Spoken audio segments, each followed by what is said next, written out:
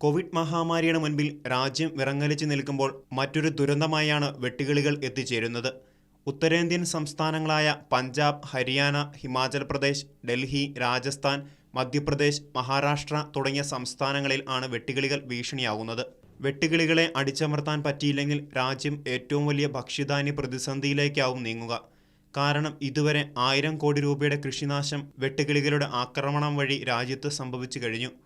April മാസം അവസാനിക്കേണ്ടതായിരുന്നു ഈ വർഷത്തെ വിളവെടുപ്പ്.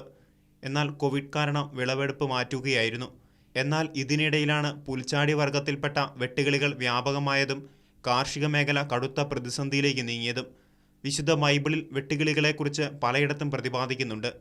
പുറപ്പാട് പുസ്തകത്തിൽ ദൈവം തൻ്റെ ജനമായ ഇസ്രായേലിനെ വിട്ടയക്കാൻ മോശ വഴി ഫറവോയോട് പലതവണ ആവശ്യപ്പെട്ടെങ്കിലും അതിന് വഴങ്ങാതിരുന്ന ഈജിപ്ത് ജനതയ്ക്കെതിരെ ദൈവം നൽകിയിരുന്ന അടയാളങ്ങളിൽ ഒന്നായിരുന്നു വെട്ടുകിളികളുടെ വ്യാപനം.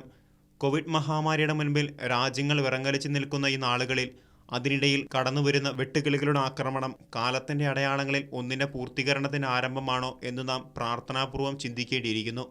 കാരണം അന്ത്യകാലഘട്ടത്തിൽ സംഭവിക്കുമെന്ന് വിശുദ്ധ ഗ്രന്ഥം പ്രവചിച്ചിട്ടുള്ള പല അടയാളങ്ങളുടെയും പൂർത്തീകരണം നടന്നുകൊണ്ടിരിക്കുന്ന നാളുകളിലൂടെയാണല്ലോ നാം ഇന്ന് സഞ്ചരിക്കുന്നത്.